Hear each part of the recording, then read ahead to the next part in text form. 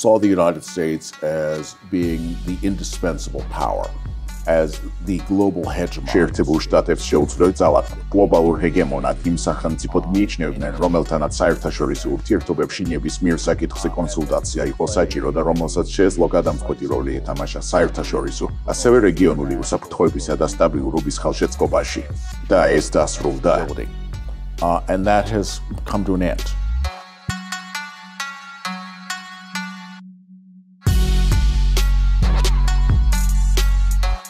პროფესორო ტალიაფერო, ლაშა, დიდი მადლობა ჩვენთან ყოფნისთვის. დიდი მადლობა საქართველოში ჩამობრძანებისთვის, საერთაშორისო ურთიერთობებისა და გლობალური საკითხების, გლობალური პოლიტიკის ამ ძალიან საინტერესო და სასარგებლო ფორუმზე მონაწილეობისათვის. სასიცოცხლოდ მნიშვნელოვანია იმ საკითხებზე მსჯელობა, რომელიც ამ ფორუმზე განიხილება. ასე რომ დიდი მადლობა ამ ფორუმში მონაწილეობისთვის და მისი ორგანიზებისთვის. მადლობა რომ მას ბინძლობთ. რა თქმა უნდა, სიამოვნებით. One of the main panels on this. ამ ფორუმის ერთ-ერთი მთავარი პანელი ისტორიის დაბრუნებას ეხება. რას ნიშნავს სინამდვილეში ისტორიის დაბრუნება? სად დავკარგეთ ისტორია? რა პერიოდში დავკარგეთ ისტორია და რას შეიძლება უწოდოთ ისტორიის დაბრუნების საწყისი წერტილი? The return of the history. მე არ შემიგჩევია პანელის სათაური. ეს ლაშას არჩევანი იყო. დამნაშავე გამოვლენილია. I would interpret that to mean the იახ, თუმცა მე ამას უნიპოლარობის დასასრულს და დიდი სახელმწიფოების მეტოქეობის გაჩენას ერთი მხრივ შეერთებულ შტატებსა და მეორე მხრივ რუსეთსა და ჩინეთს შორის ახალი ცივი ომის დაწყებას დაუკავშირებდი. ჩვენ დაახლოებით 30 წლიანი პერიოდი გამოვიარეთ, როცა შეერთებულ შტატებს არა მხოლოდ სამხედრო და ეკონომიკური ძალაუფლების აბსოლუტური უპირატესობა ჰქონდა, არამედ ამერიკის პრეზიდენტების ადმინისტრაციები და კონგრესები შეერთებულ შტატებს შეუძლია ძალად გლობალურ ჰეგემონად იმ სახელმწიფოდ მიიჩნევდნენ, რომელთანაც საერთაშორისო ურთიერთობებში ნებისმიერ საკითხზე კონსულტაცია იყო საჭირო და რომელსაც შეეძლო გადამწყვეტი როლი ეთამაშა საერთაშორისო, ასევე რეგიონული უსაფრთხოებისა და სტაბილურობის ხელშეწყობაში. და ეს დასრულდა. ამჟამად ეს გავლენა მცირდება. ამიტომ ვფიქრობ, რომ ეს ერთ-ერთი იმ შეშფოთებათაგანია, რამაც ხსენებული პანელის მოტივაცია განაპირობა. როგორ შეუძლიათ სახელმწიფოებს, პატარა სახელმწიფოებს, მიუხედავად იმისა, რომ საქართველოს სულაც არ არის ძალიან პატარა სახელმწიფო, ნავიგაცია ამცვალებად გეოპოლიტიკურ ლანდშაფტში, სადაც შეერთებული შტატები სულ უფრო ნაკლებადაა მზად და ნაკლებად შეუძლია ლიდერის როლის შესრულება, როგორც ამას ადრე აკეთებდა, ხოლო ჩინეთი და რუსეთი მსოფლიო ასპარეზზე უფრო თავდაჯერებულები არიან, ვიდრე სულ რაღაც 10 წლის წინ იყვნენ. რომ აღარაფერი ვთქვათ 20 ან 30 წლის წინანდელ მოცემულობაზე. 30 years ago. ლაშა. Yeah. What was the reason? ლაშა, რა იყო ამ სახელწოდების მიზეზი? რა იყო თქვენი мотивация? Sure. Just like it's not much. რა თქმა უნდა. მიზანი, რამაც სახელწოდება განსაზღვრა, დიდად არ განსხვავდება პროფესორის მიერ აღწერილი რეალობისგან, მაგრამ თქვენი აუდიტორიისთვის რომ ახსნათ უნდა ვახსენოთ ფრენსის ფუკუიამას თეზისი ისტორიის დასასრულისა და უკანასკნელი ადამიანის შესახებ. რა თქმა უნდა, იქ გაცილებით დეტალურად არის ეს საკითხი განხილული, მაგრამ ძირითადი თეზისი იყო ის, რომ საბჭოთა კავშირის დაშლისა და ცივი ომის დასრულების შემდეგ ამერიკა უბრალოდ სიმარტოვეში დარჩა სტრატეგიული საფრთხის არარსებობის გამო, რომელსაც საბჭოთა კავშირი წარმოადგენდა. ისტორიის დასასრულის იდეა ეფუძნებოდა შემდეგ მოსაზრებას. ცივი ომის დროს მიუხედავად იმისა, რომ მეორე მსოფლიო ომის პერიოდში შეერთებულ შტატებსა და სტალინურ რუსეთს შორის ალიანსი არსებობდა, ყველაფერი შეიცვალა. ცივი ომის ხანგრძლივი პერიოდი შეგვიძლია დავახასიათოთ საერთაშორისო ურთიერთობებში რთულერად და ის ფაქტობრივად დასრულდა საბჭოთა კავშირის დაიშალით. იგულისხმებოდა, რომ მასთან ერთად ცივი ომის ისტორიაც გაქრებოდა. და შესაძლოა ასევე ეროვნული უსაფრთხოების სასიცოცხლო ინტერესების, ან უსაფრთხოების საფრთხეებთან დაკავშირებული რისკების ცნებაც კი გამქრალიყო. შეერთებული შტატები კი საკუთარი პრიმატით ფაქტობრივად მოიაზრებოდა მშვიდობის გარანტორად მთელ მსოფლიოში. დღეს ჩვენ ვხედავთ, რომ ეს ასე არ მოხდა. ახლა კი ვხედავთ, რომ ეს ფუნდამენტურად არასწორი იყო. თუმცა ეს აზროვნება გაგრძელდა ხომ ასეა პროფესორო. ამო ეს გაგრძელდა და მას გარკვეული დადებითი ასპექტები ჰქონდა, მაგრამ ეს ძალიან ზედაპირული აღმოჩნდა შეერთებული შტატების მიერ მსოფლიოს მართვისა და მშვიდობის გარანტირების გლობალური პასუხისმგებლობის აღების თვალსაზრისით. ზარები 2014 წელს გაჩნდა, როდესაც კიევში გადატრიალება მოხდა. ეს ერთგვარი პირველი ნიშნები იყო. და შემდეგ ცხადია ვიხილეთ სრულმასშტაბიანი ინტერვენცია, მაგრამ რა თქმა უნდა ასევე უნდა ვახსენოთ ნატოს გაფართოება, ნატოს ექსპანსიონიზმის პირველი ორი ეტაპი და შემდეგ 2008 წელი. იდეა რომ საქართველო ნატოს წევრი გახდებოდა. ასე რომ ეს იყო ერთგვარი შედეგი ამ ცალმხრივი საგარეო პოლიტიკისა და თუ გნებავთ ცივი ომის შემდგომი ამ ფარდავნებისა. Hubris, if you will. Before we go further towards the multipolarity, which is the სანამ მულტიპოლარობისკენ გადავინაცვლებთ, რაც ჩემი აზრით დღეს გლობალური პოლიტიკის მთავარი საკითხია, ძალიან მნიშვნელოვანია გვესმოდეს, რომ ისტორიის დაბრუნება თავისი კულმინაციით ნიშნავს რეალური პოლიტიკის, რეალიზმის დაბრუნება საერთაშორისო ურთიერთობაში. თქვენი აზრით ეს ასეა? Realism in the international relations. Is that true? Well, realism never went away. Okay. Realismი არასდროს გამქრალა. Realpolitika არასდროს გამქრალა. 1990-იან და 2000-იან წლებში ვაშინგტონსა და სხვა დედაქალაქებში ბევრი კომენტატორი, მეცნიერი და პოლიტიკოსი იყო, რომლებსაც ძალიან სურდათ, რომ რეალპოლიტიკა იდეალიზმის სასარგებლოდ, იდეოლოგიური ჯვაროსნული ლაშქრობების სასარგებლოდ გამქრალიყო, თითქოს და ჰუმანისტური მიზნების მხარდასაჭერად. მაგრამ ძალაუფლების პოლიტიკის რეალურობა არასდროს გამქრალა.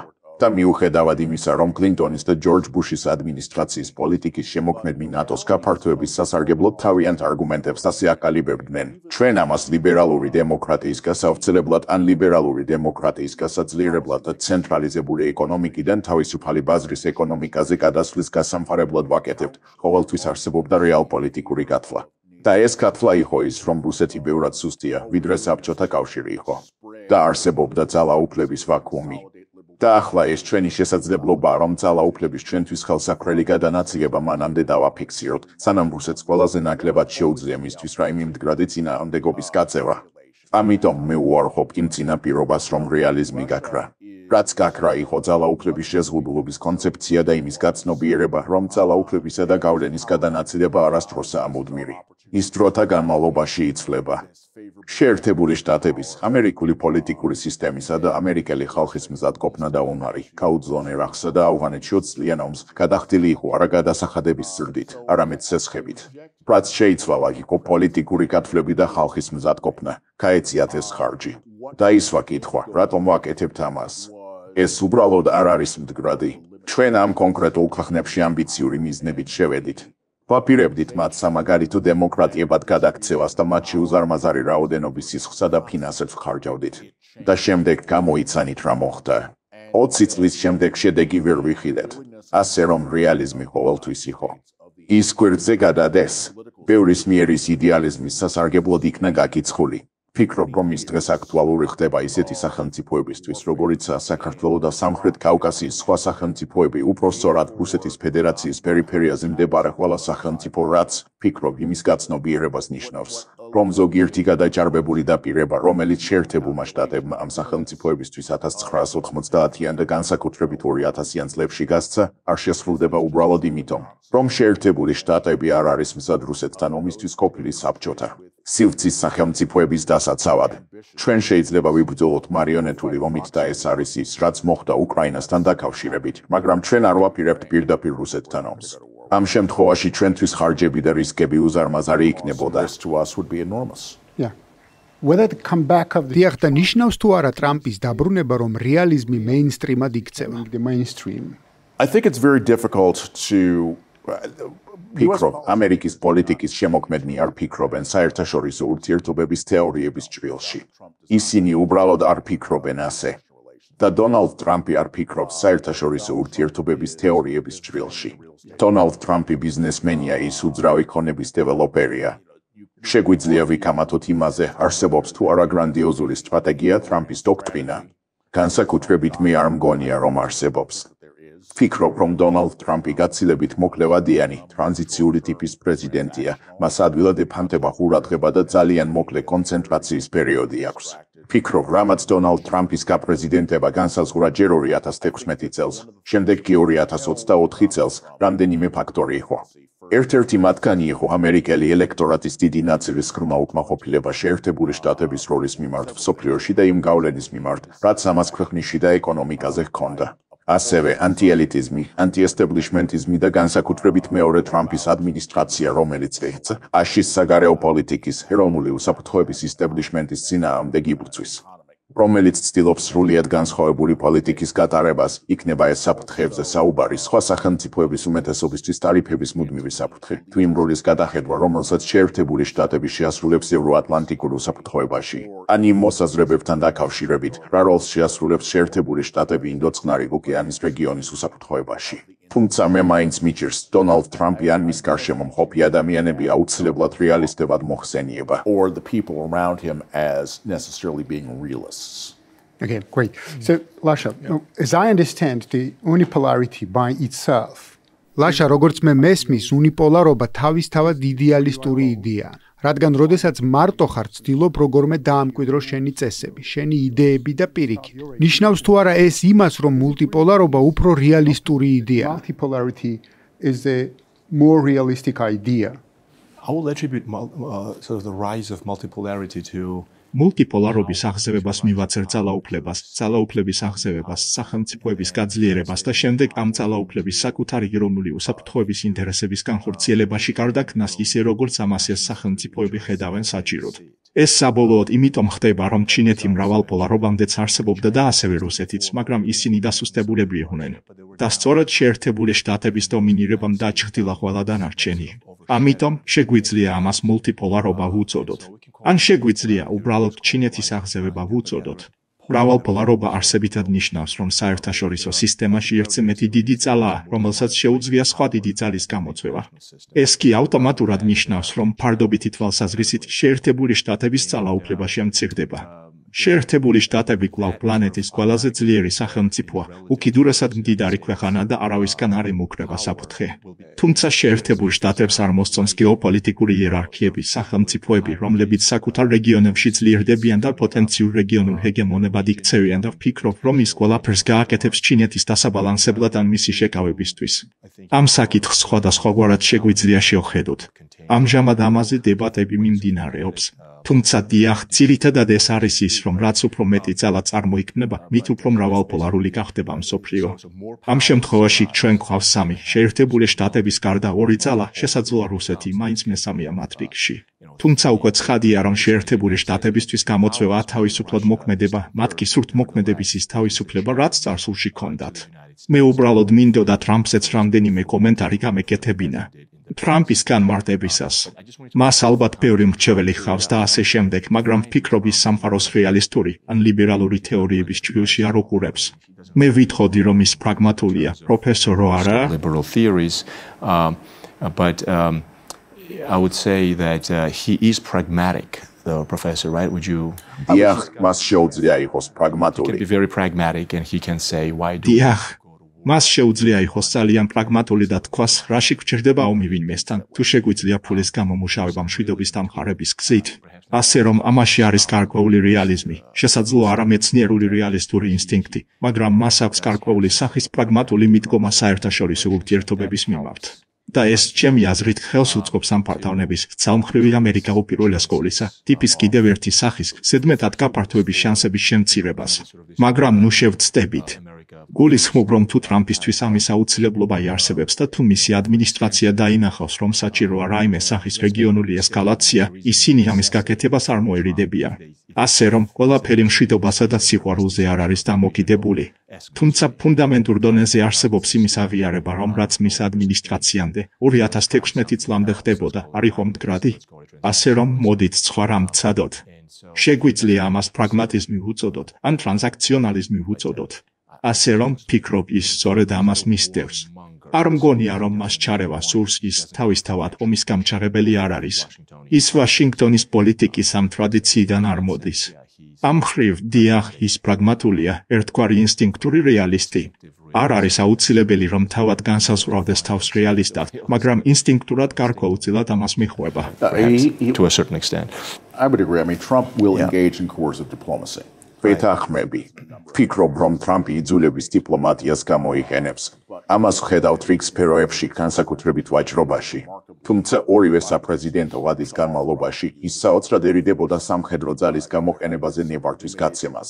მოგეხსენებათ, გარკვეული შეზღუდული მასშტაბის ჩარევას ადგილი ჰქონდა, განსაკუთრებით მისი პირველი ვადის დროს, მაგრამ არასრულ მასშტაბიანი ომების დაწყებას ისეთი ტიპის ომების, როგორიც მისმა წინამორბედებმა, მაგალითად ჯორჯ ბუშმა დაიწყო და წარმართა. დონალდ ტრამპი ამას არ ცდილობს. Seeks to do. So what I'd like to ask you about that this is kind of რისი კითხვაც მინდოდა ეს ის საკითხია, რაც ბოლოს ორივე აღნიშნეთ. ისეთი პატარა ქვეყნების ბედი მაშფოთებს, როგორიც საქართველოა. მართალია უნიპოლარულ სამყაროს ეპოქაში შესაძლოა პატარა ქვეყნებს არჩევანი არ ქონდათ და არა მხოლოდ პატარა ქვეყნებს, არამედ შესაძლოა შედარებით უფრო დიდ ქვეყნებსაც არ ქონდათ არჩევანი უნიპოლარიზმში. მაგრამ როგორც კი ზოგიერთმა ქვეყანამ დაიწყო შეერთებული შტატების ჰეგემონიის გამოწვევა, ეს გამოწვევა პირველ რიგში პატარა ქვეყნებს შეეხო, როგორც მის წარმომადგენლებს. და მულტიპოლარობის ეს პროცესი ჯერ არ დასრულებულა. მრავალპოლარული სამყარო ჯერ კიდევ ჩამოსაყალიბებელია. ასე რომ კიდევ ერთხელ რომ განმარტოთ, უფრო დიდი პრობლემები წინ გველის თუ სინამდვილეში ეს პრობლემები უკვე გადაილახა. ან ტრამპს თავისი პრაგმატიზმით შეუძლია როგორმე დაეხმაროს ამ ტიპის გამოწვევების გადაჭრას, სხვადასხვა რეგიონში ახალი მარიონეტული ომების გარეშე. Well, I think it's tempting. Ფიქრობ, არსებობს ცდუნება და მოუწოდებ თქვენს მაყურებელს შეეწინააღმდეგოს ამ ცდუნებას და გაითვალისწინოს, რომ საერთაშორისო პოლიტიკაში ნებისმიერი ტიპის გარდამავალი პერიოდი თავისთავად უკეთეს ან უფრო მშვიდობიან სამყაროს ჩამოყალიბებას არ ნიშნავს. ცივი ომის დასრულებისა და საბჭოთა კავშირის დაშლის შემდეგ ვიხილეთ უნიპოლარული სამყაროს გაჩენა და ჩავთვალეთ, რომ ეს საერთაშორისო პოლიტიკაში საოცრად მშვიდობიანი ეპოქის საწინდარი იქნება. მაგრამ ასე არ მოხდა.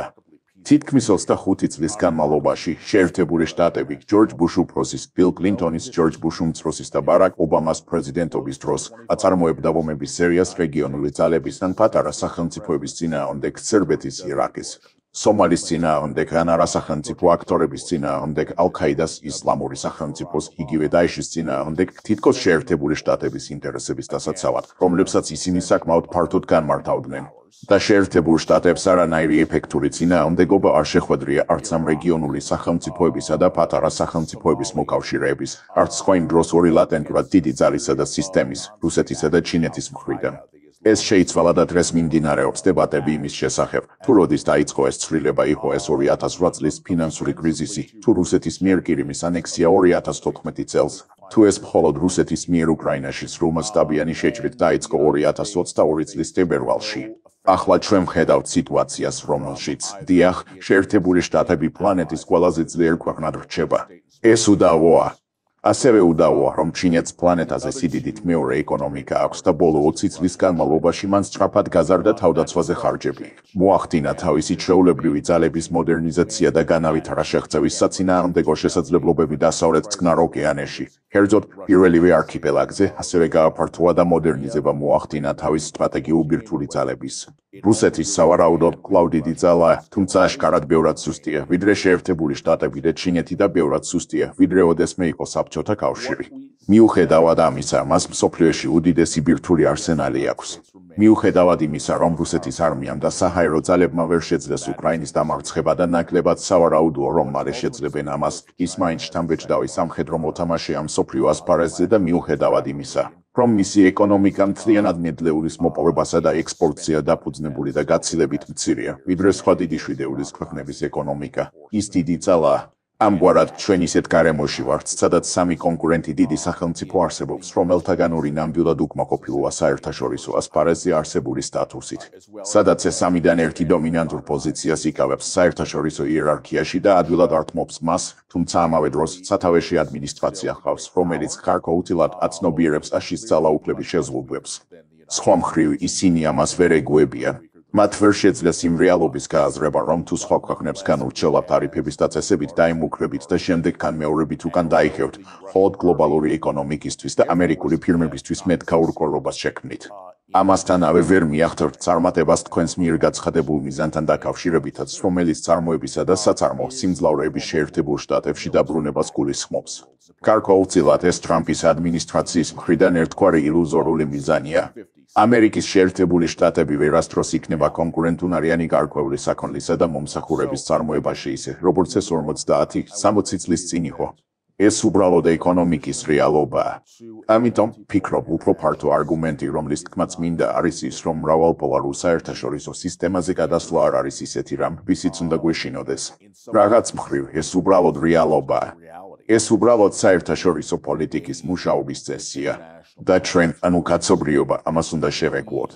ეს ასევე ნიშნავს, რომ პატარა სახელმწიფოებს, როგორიცაა საქართველოს რესპუბლიკა, მოუწევთ ადაპტირება მოახდინონ სამყაროსთან, რომელშიც სამი კონკურენტი დიდი ძალაა. საქართველო გეოგრაფიულად ერთ-ერთ მათგან ყველაზე სუსტთან ახლოსაა. The weakest of them. what is your ლაშა, შენ როგორ ფიქრობ განვითარებად მულტიპოლარობასთან დაკავშირებით? რა უნდა გვაღელვებდეს და როგორ უნდა ავაშენოთ ჩვენი პოლიტიკა? Well, I think that we have a chance now. ფიქრობ, რომ ახლა გვაქვს შანსი შედარებით უფრო უსაფრთხოდ ვიყოთ ნაკლების ზეწოლის ქვეშ. ეს ნიშნავს, რომ მრავალპოლარობის აღზევებასთან და სამხრეთ კავკასიაში ვაშინგტონის გავლენების შემცირებასთან ერთად საქართველოს აქვს შანსი აწარმოოს ერთგვარი პრაგმატული რეგიონული საგარეო პოლიტიკა და იყოს ყველასთვის ხელმისაწვდომი, მაგრამ ამასთან ერთად არ იქცეს მარიონეტ სახელმწიფოდ, რომლის გამოყენებაც სხვა სახელმწიფოს წინააღმდეგ შეიძლება. და როდესაც ეს ხდებოდა იმიტომ, რომ სხვა კონკურენტი ფაქტობრივად არ არსებობდა. ახლა კი ჩინეთი სამხრეთ კავკასიაში ერთვება. ცხადია, ვიცით რა გააკეთა რუსეთმა, რისი გაკეთება შეუძლია და რომ ის გააგრძელებს მოქმედებას. განსხვავება ისაა, რომ შეერთებული შტატები, თუ შეიძლება ასე ითქვას, რეგიონიდან გადის. მას ყოველთვის ექნება გავლენა რეგიონში, მაგრამ ის უკან იხევს. ამის ნიშნებია ის, რომ ნატოს გაფართოების ნარატივი თითქმის გაქრა.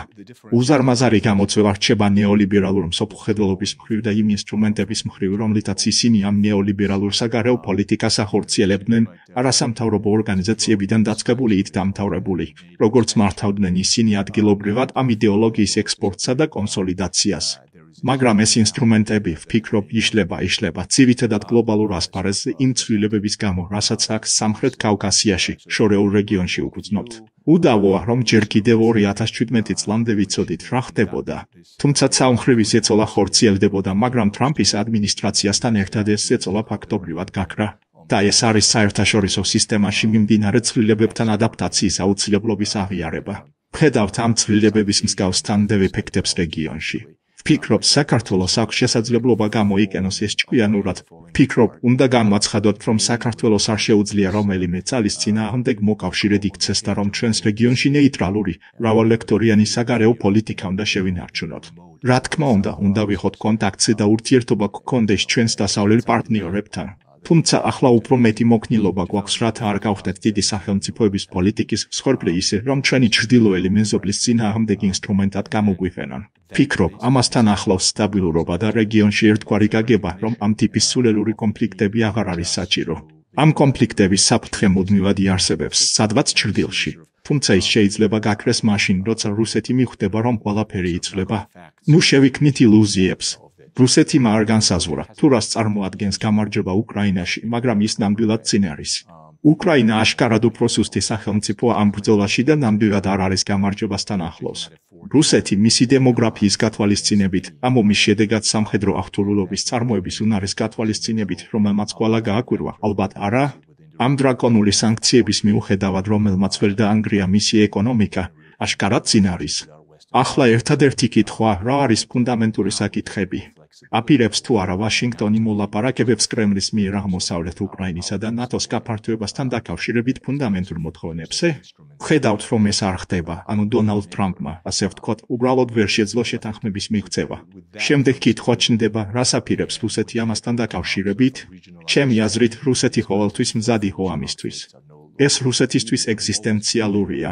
ეს არც ჩვენთვის და არც ტრამპისთვის ეგზისტენციალური არ არის, ასე რომ ისინი ყველაფერს გააკეთებენ, რომ ეს თუნდაც სამხედრო გზით დამოუკიდებლად დაასრულა, რადგან ხედავენ, რომ მოლაპარაკებით შეთანხმების მიღწევის შანსები მცირდება და ფაქტობრივად აღარ არსებობს. არ მგონია, რომ ტრამპის ადმინისტრაცია შეძლებს მშვიდობიანი შეთანხმების მიღწევას. 30 დღიანი ცეცხლის შეწყვეტის იდეა არაფერს ნიშნავს. ვისთვის ვთქვეთ ცეცხლს? როგორ ვაჩერებთ ამას? ნახეთ ასევე, რომ თურქეთში მოლაპარაკებების მეორე რაუნდმა არანაირი შედეგი არ გამოიღო და მთელი პროცესი ჩიხშია, რაც იმას ნიშნავს, რომ ის ძალისმიერი და სამხედრო მოქმედებებით უნდა გადაწყდეს. რამდენად შეუძლია რუსეთს კიევის აღება, ან არსებობს თუ არა ამის რაიმე გეგმა, ზუსტად არ ვიცით. არ მგონია რუსეთს უკრაინის დაპყრობა ან ოკუპაცია სურდეს, მაგრამ ის აუცილებლად დაიკავებს აღმოსავლეთ უკრაინას და შესაძლოა ოდესისკენაც გაიციოს. არ მგონია უკრაინას აქ შანსი ჰქონდეს და ყველამ ვიცით რა არეულობაშია ევროპა. ისინი აკეთებენ გრანდიოზულ განცხადებებს სტრატეგიული ავტონომიის შესახებ და ასევე ამბობენ, რომ იზრუნებენ და დაეხმარებიან უკრაინას, მაგრამ ჩემთვის ძნელი წარმოსადგენია, თუ როგორ წავა ევროკავშირი, ან თუნდაც საფრანგეთი, დიდი ბრიტანეთი ან გერმანია. რუსეთის წინააღმდეგ უკრაინის დასაცავად და კითხვა ჩნდება. თანახმა იქნება თუ არა ვაშინგტონი? შეიძლება თუ არა ევროპას მიეცეს ეს ავტონომია რუსეთის კიდევ უფრო პროვოცირებისთვის შეერთებული შტატების ჩარევის გარეშე. ასე რომ ვფიქრობ, ამ ეტაპზე ყველაფერი რუსეთზეა დამოკიდებული, თუ როგორ აპირებს რუსეთი ამ ყველაფრის დასრულებას. ვფიქრობ, რომ ლაშას ანალიზის განცოტათი განსხვავდები იმით, რომ ევროპელებს ჩემი აზრით გარკვეული ძალაუფლება აქვთ. დიახ, ვეთანხმები იმას, რომ უკრაინისთვის უახლოეს მომავალში ამერიკის სამხედრო დახმარების სრულად შეწყვეტის შემთხვევაში ნატოს ევროპელი წევრების მხრიდან ამის კომპენსაციის პოტენციალი მინიმალურია. ეს ვერ მოხდება.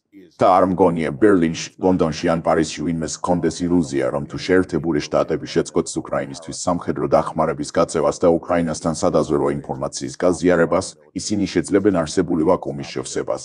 მათ არ შეუძლიათ და იციან, რომ არ შეუძლიათ, უკრაინელებმაც იციან და რუსებმაც იციან, რომ არ შეუძლიათ. უბრალოდ ვფიქრობ, რომ 2025 წლის 20 იანვრიდან ევროპის მიერ სტრატეგიული ავტონომიის მიღწევის შესახებ, ინტეგრირებული თავდაცვის შესაძლებლობების, ინტეგრირებული თავდაცვის ინდუსტრიული ბაზის შექმნის შესახებ დისკუსიების დიდი ნაწილი უფრო საშუალოვადიან და გრძელვადიან პერსპექტივაზე იყო ორიენტირებული, ვიდრე მოკლევადიან პერსპექტივაზე.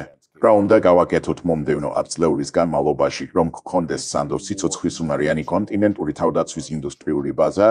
რა უნდა გავაკეთოთ სწრაფი რეაგირების ძალების შესაქმნელად რეგიონულ გაუთვალისწინებელ სიტუაციებთან გასამკლავებლად იმ შემთხვევაში, თუ შეერთებული შტატები ან არ იქნება დაინტერესებული მათში მონაწილეობით, ან უბრალოდ გააუქმებს აშის ძალებისთვის სამხედრო გაუთვალისწინებელ სიტუაციაში მონაწილეობის საშუალებებს? მე ვფიქრობ, რომ ამ სამ დედაქალაქში, ლონდონში, ბერლინსა და პარიზში არსებობს შიში, ხელშესახების შიში იმისა, რომ შეერთებული შტატები საერთოდ შეამცირებს ევროპის მიმართ უსაფრთხოების ვალდებულებებს.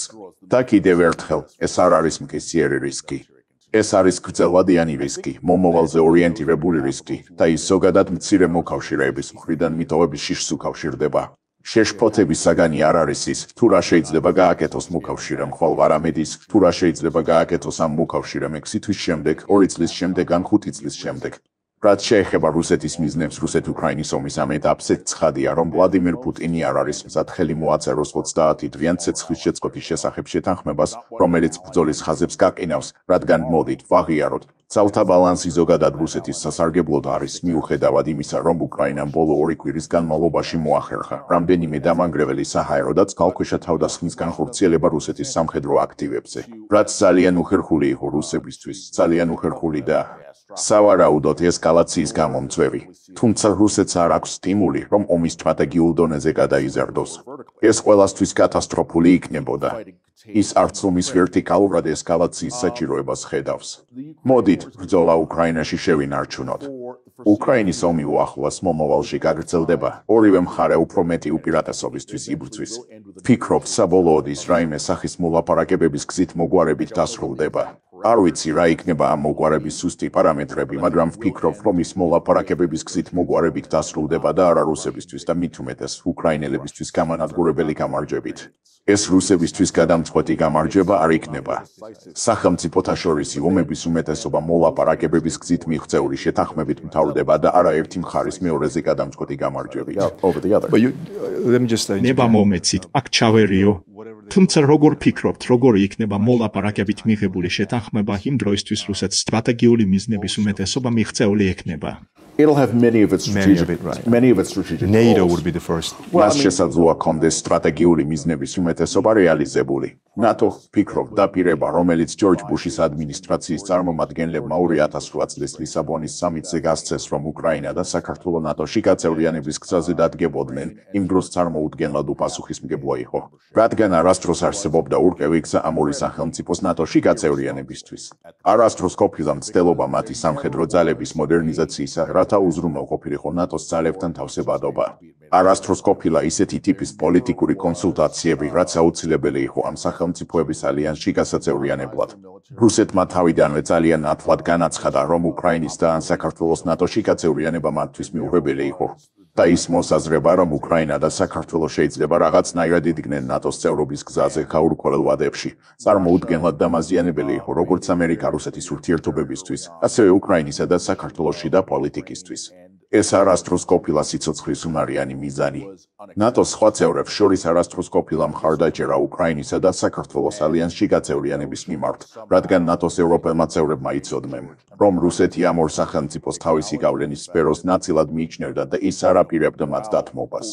ამ ეტაპზე საქართველოსთვის ყველაზე გონივრული მოქმედების კურსი პრაგმატიზმი იქნებოდა. პრაგმატიზმში გულისხმობ იმ ფაქტის აღიარებას, რომ მიუხედავად იმისა, დასავლეთთან ინტეგრაცია კარგი სლოგანი და მისწრაფებაა, პრაქტიკულად მისი განხორციელება რთულია იმის გათვალისწინებით, რომ რუსეთთან საკმაოდ გრძელი საზღვარი გაქვთ, იმის გათვალისწინებით, რომ შეერთებულმა შტატებმა და რუსეთმა უკრაინაში მარიონეტული ომი წამოიწყეს და იმის გათვალისწინებით, რომ ნატოს ალიანსის სხვა ევროპელი წევრების მხრიდან ენთუზიაზმი არ არსებობს ამ კონკრეტული სახელმწიფოს, ამ შემთხვევაში საქართველოს, ნატოში გაწევრიანების მიმართ.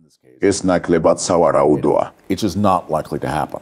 Usually the critiques of this idea what you have said ამ იდეის კრიტიკოსები როგორც წესი იმაზე მიუთითებენ, რომ ნატოში ან სხვა სამხედრო ალიანსში ან პოლიტიკურ ალიანსში ინტეგრაცია ამ პატარა ქვეყნების ან თუნდაც შედარებით დიდი ქვეყნების სუვერენული უფლება. ეს სამყაროს იდეალისტური ხედვაა, რომელიც რეალურ ცხოვრებაში არ მუშაობს, თუ როგორ ახსნით ამას? Which is not working in the realism.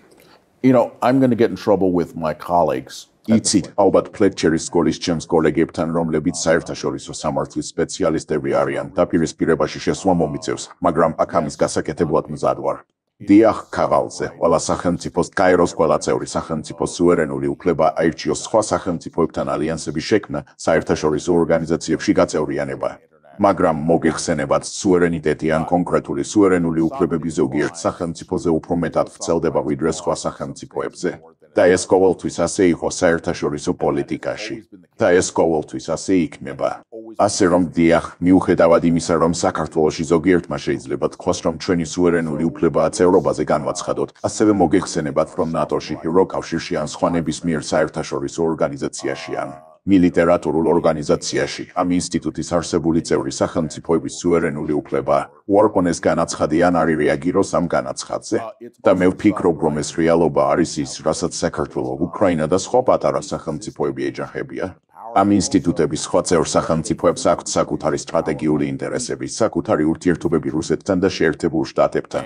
ისინი გათვლებს აკეთებენ როგორც ძალაუფლების არსებული გადანაწილების, ასევე იმის მიხედვით, თუ როგორი იქნება ძალაუფლების გადანაწილება მომავალში.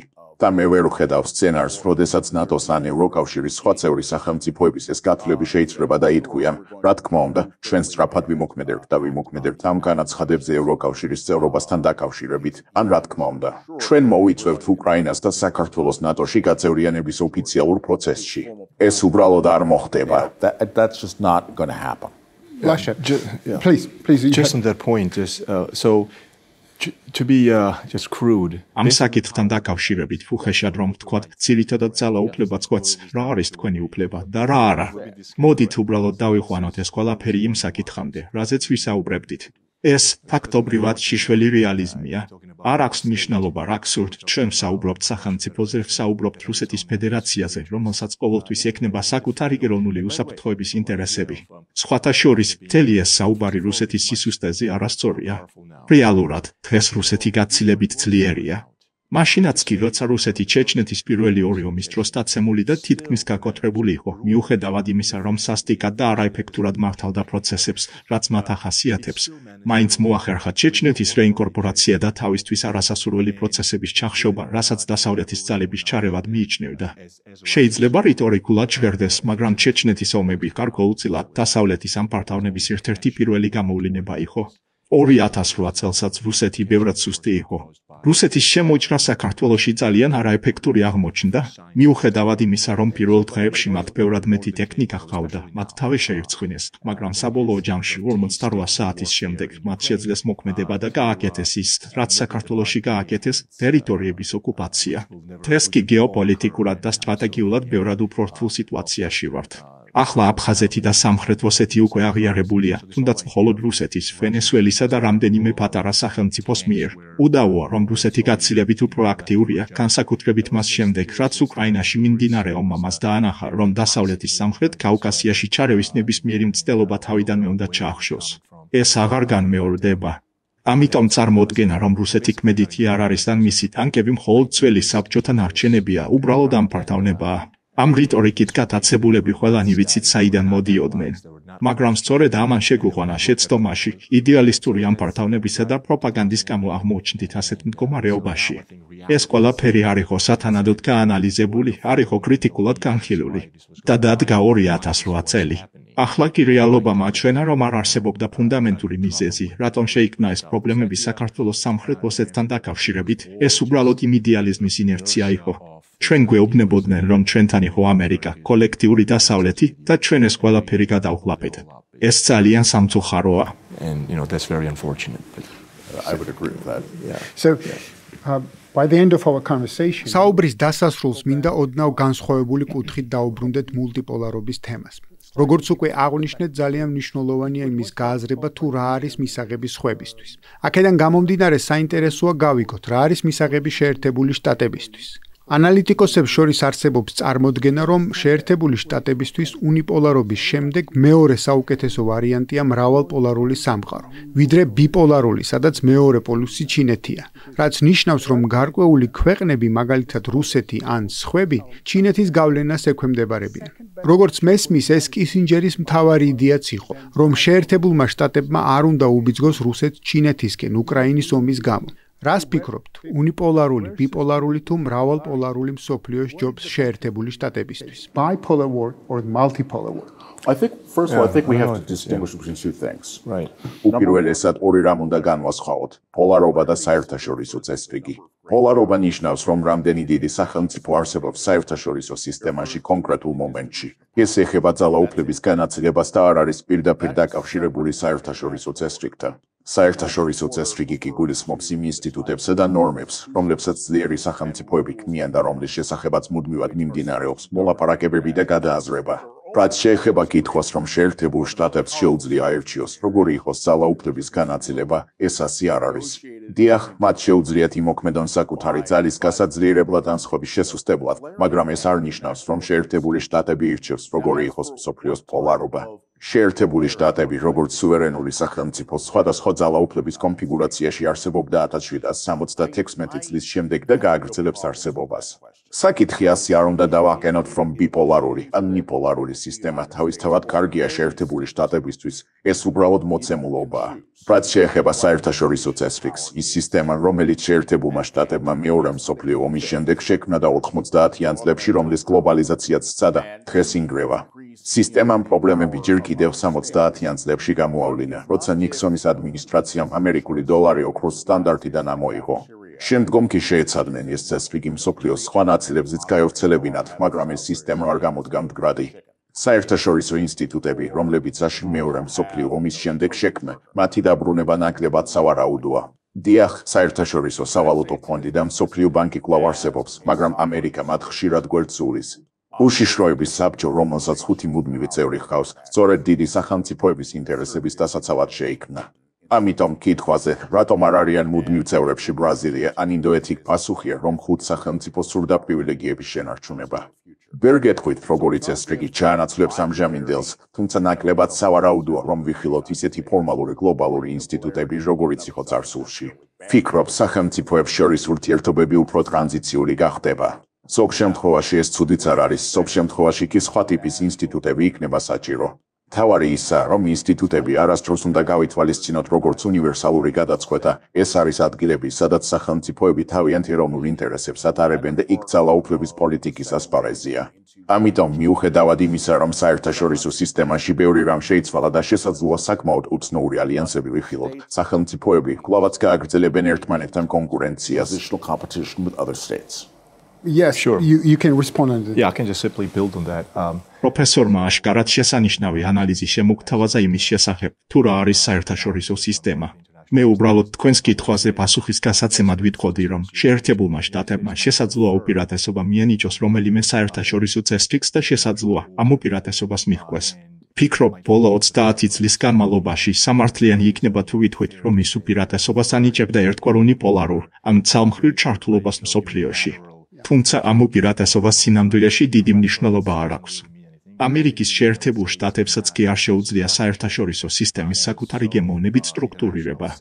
დიახ, თქვენ არ შეგიძლიათ გააკონტროლოთ, რას გააკეთებენ საბოლოოდ სხვა სახელმწიფოები.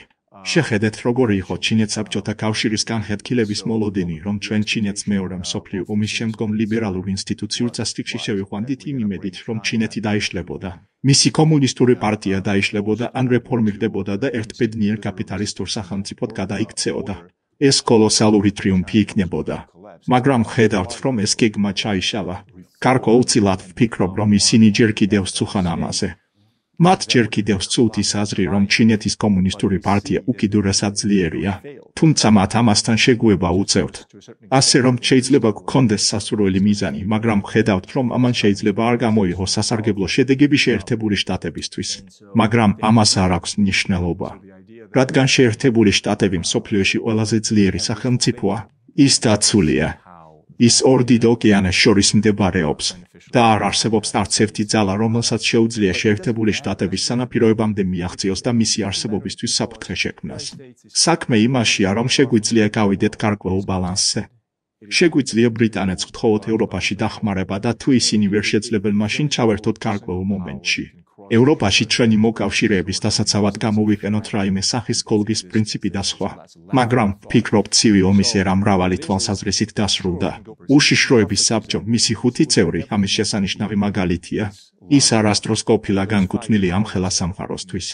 ეს 5 ძალა ამ ვეტოს უფლების შექმნა ნიშნავდა, რომ ყოველთვის იარსებებდა ეროვნული უსაფრთხოების ინტერესები, დიდი სახელმწიფოების სახელმწიფო ინტერესები.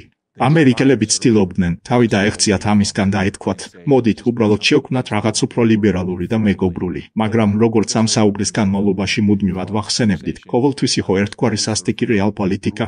ვერც ერთი სახელმწიფო ვერასდროს განახორციელებს საკუთარ ინტერესებს ისე, როგორც თავად ჩათვლის საჭიროდ. ამიტომ ვფიქრობ, რომ ეს არის დინამიკა, რომელშიც ჩვენ ვცხოვრობთ. და მიუხედავად იმისა, რომ ახლა საერთაშორისო სისტემა შეიცვალა, შეერთებული შტატები გააგრძელებს სიმსვლას და ის იქნება მთავარი ძალა, რომელიც ისწავლის, თუ როგორი ურთიერთობა უნდა ჰქონდეს ჩინეთთან და რუსეთთან. და ცხოვრება ფაქტობრივად გაგრძელდება. China or Russia. And just life will go on, basically. Life will go on. Yeah. So let me finish our conversation with მოდით ერთგვარად ოპტიმისტური კითხვით დავასრულოთ.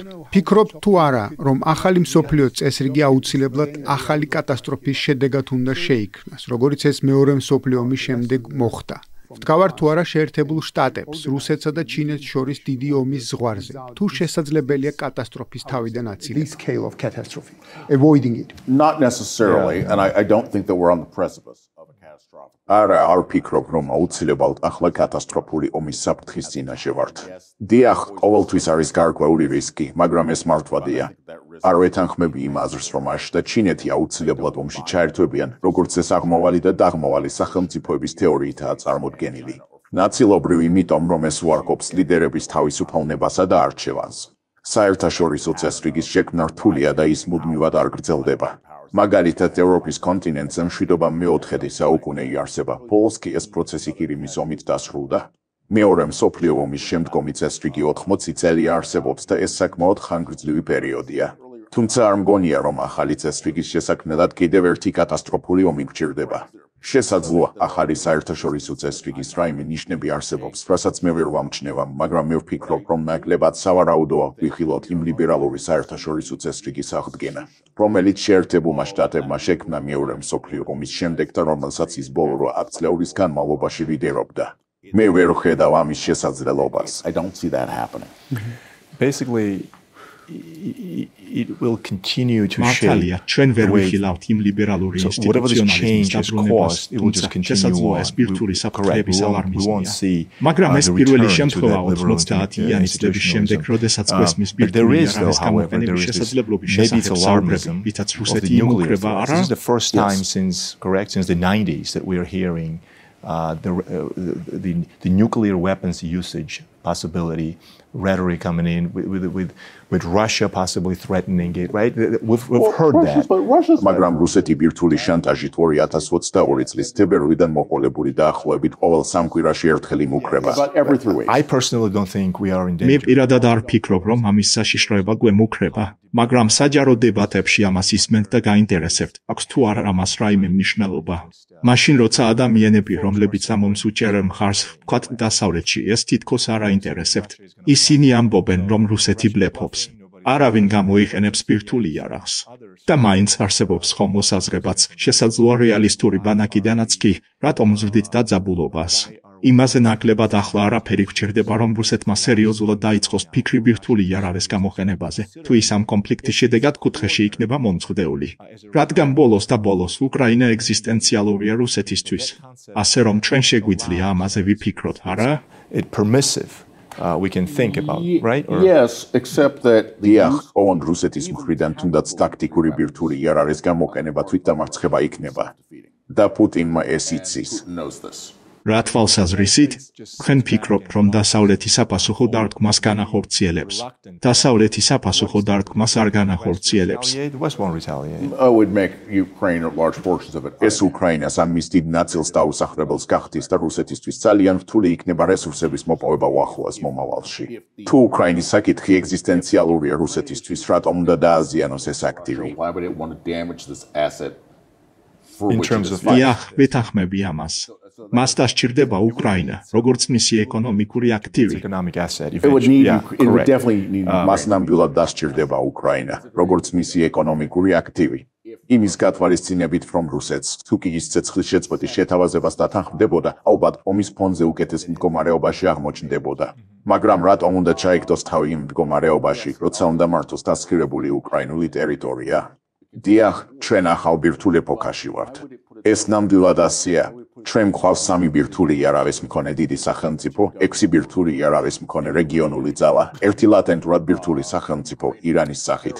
ამიტომ ბირთვული შეკავებისა და სტრატეგიის ჩამოყალიბება უფრო გართულდება ვიდრე ცივი ომის დროს იყო. მაგრამ მე არ ვფიქრობ, რომ ჩვენ ბირთვული კობინების ურთიერთკაცლის ზღვარზე ვართ, ან თუნდაც უახლოეს მომავალში ბირთვული ომის გაზრდილი ალბათობა გველის. ეს ალარმიზმია. მე მახსოვს 1983 წელს, როდესაც საშუალო სკოლაში ვსწავლობდი, იყო სატელევიზიო დრამა სახელწოდებით მეორე დღე. ეს იყო გამოგონილი ამბავი შეერთებულ შტატებსა და მაშინდელ საბჭოთა კავშირს შორის ჰიპოთეტური ბირთვული ომის შესახებ და კონკრეტულად მისი გავლენის შესახებ მისურის შტატის, კანზას-სიტიზე და კანზას-სიტის გარეუბნებზე. ეს გადაცემა, რომელიც არხზე გადიოდა, ერთ-ერთი ყველაზე ყურებადი გადაცემა იყო სამაუწყებლო ტელევიზიის ისტორიაში. მან მილიონობით ადამიანი შეაშინა. მილიონობით ადამიანმა ნახა ეს ღია ეთერში და შეძრწუნდა. ახლა თქვენ შეგიძლიათ ნახოთ სრული ფილმი მეორე დღე ჯეისონ რობარტსის მონაწილეობითზე. ეს სპეცეფექტები პრიმიტიულია იმასთან შედარებით, რასაც დღევანდელ სატელევიზიო გადაცემებში ხედავთ 2025 წელს. მაგრამ მას ჰქონდა უზარმაზარი აღმაგზნები ეფექტი. ვიყავით თუ არა 1983 წელს საბჭოთა კავშირთან ბირთვული ომის გაზრდილი რისკის წინაშე. რეტროსპექტულად არ ვიყავით. რა თქმა უნდა იყო ეგრეთ წოდებული ებელ არჩერის გამოცდილი მეისრის ინციდენტი, მაგრამ იყვნენ თუ არა შეერთებული შტატები და საბჭოთა კავშირი ერთმანეთის წინააღმდეგ რაკეტების გაშვების ზღვარზე 1983 წელს. არა, ნამდვილად არ იყვნენ. შემდგომი 6 წლის განმავლობაში შეერთებულ შტატებსა და საბჭოთა კავშირს შორის დინამიკა ფუნდამენტურად შეიცვალა. ზოგადად მე უფრო პესიმისტი ადამიანი ვარ, თუმცა მე ასევე ვარ ადამიანი, რომელსაც სურს თავიდან აიცილოს კატასტროფა და რომელიც ყოველთვის ეძებს შესაძლებლობებს, რომ არსებობდეს კონკრეტული სიტუაციებიდან გამოსავალი. დღეს სამ ბირთვულ შეიარაღებულ დიდ ძალას შორის არ ვფიქრობ, რომ ურთიერთობები იმაზე დაძაბულია, ვიდრე წინაორმხრივი კრიზისები იყო იმ ორს შორის.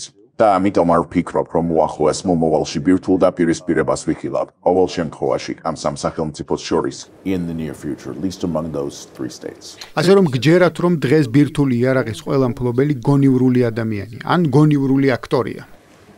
I mean, reasonable actors. I mean, they don't necessarily have to be reasonable actors. სულაც არ არის საჭირო, რომ ისინი გონივრული აქტორები ან რაციონალური აქტორები იყვნენ. ჩვენ შეგვიძლია ძალიან დიდ ხანს ვიკამათოთ იმაზე, თუ რა არის რაციონალურობა და როგორ ხდება ეს ტერმინი ეფექტურად უაზრო. თავარია, რომ ისინი ეგოისტური აქტორები არიან. მათ ირგვლივ მყოფები აცნობიერებენ, რომ ბირთვული დაპირისპირების, თუნდაც შეზღუდული ბირთვული დაპირისპირების შედეგები კატასტროფული იქნება. ამიტომ მე არ ვფიქრობ, რომ ბირთვული დაპირისპირების რისკი მოულოდნელად მკვეთრად გაიზარდა. Has suddenly dramatically increased. Okay. Professor Taliaferro. პროფესორო ტალიაფერო, ლაშა, დიდი მადლობა, რომ ჩვენთან ერთად იყავით და თქვენი იდეები გაგვიზიარეთ. წარმატებებს Wish you good luck. Well, thank you so much for Have a having me. nice flight back. Thank you so much. I look forward to visiting Georgia again. Yes, you're kindly welcome. Thank you. Thank you very much you. for having us.